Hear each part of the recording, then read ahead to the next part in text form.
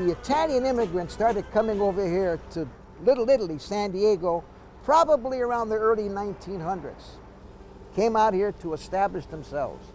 The man came out first, made a living, made some money, and called for his family.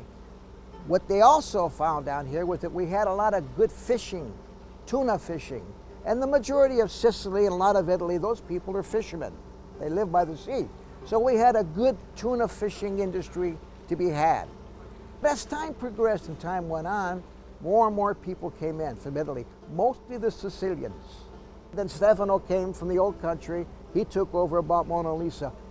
The family is a piece of bread, and by that I mean they are the greatest people in the world. Big hearts, nice people.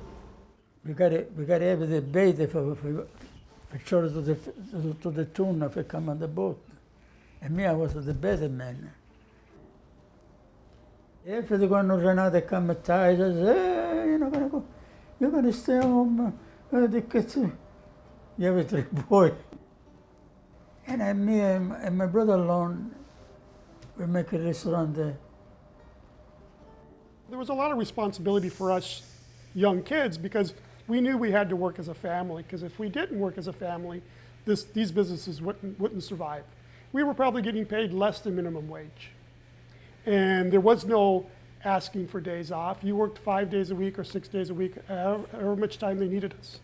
So it was a struggle, and it was a struggle that really taught us how to work hard and how to work together.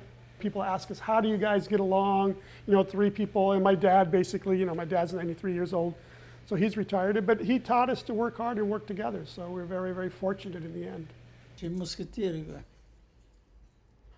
5-6 anni venivano. We did it all. My dad did not or could not afford employees, so we would, from waiting tables to washing dishes, making pizza, sauces, prepping. We used to make our dough in this bowl. We didn't have machines and made it by hand. And it was a great learning experience. It was a lot of hard work.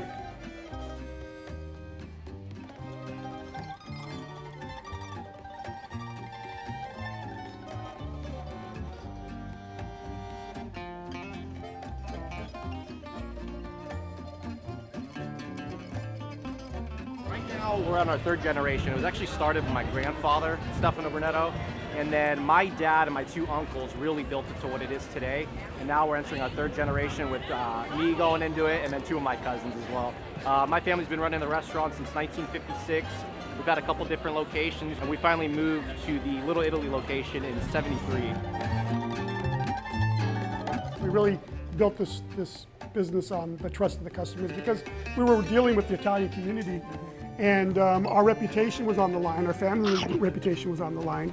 So we never wanted to mess around and try and cheat people. We just wanted to run an honest business. And I think that our reputation went through the community. So that really helped us. The people who go, after the people who come, and like, poi chiama all'auto, poi boom. Poi via tutto easy. I think our family business, being a family business, I think we're seeing less and less of that. And people really appreciate first name basis when they come in, greeting us, and a lot of times talking about the old times. And we just have, we're part of the Italian community, a big part of it. And when people come here, they just love to come in and hear people talking in our Sicilian dialect or even Italian. And I think that's what people really love about our business. You know, it's the old school family Italian restaurant and deli. So when the neighborhood first started, it was a truly mom and pop spot. It was us, Mona Lisa, it was Filippi's, and then there was Salunto Baking Company. Those were the first 3 businesses that were kind of here in Little Italy. This became a neighborhood where, you know, the safety in numbers story? All the Italians are living here. Everybody speaks the same language, they have the same customs. When the husband would go out to sea and he'd be gone anywhere from overnight up to 2 and 3 months. Well, at least the families felt secure because they had other families of their same culture.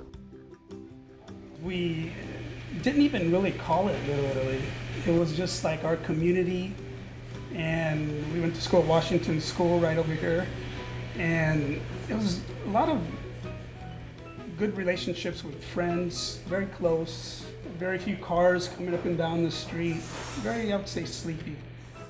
In about late 50s, early 60s, what destroyed our neighborhood is the Freeway 5, okay? They started building that.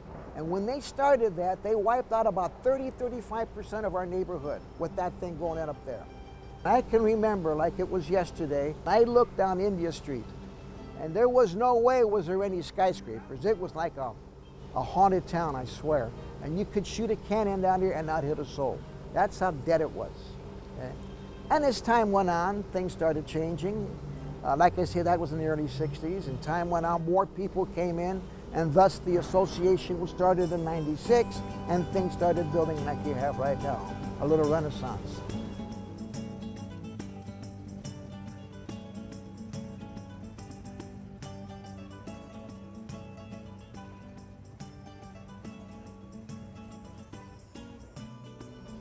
There are a lot of the old timers that are having a hard time with this, okay?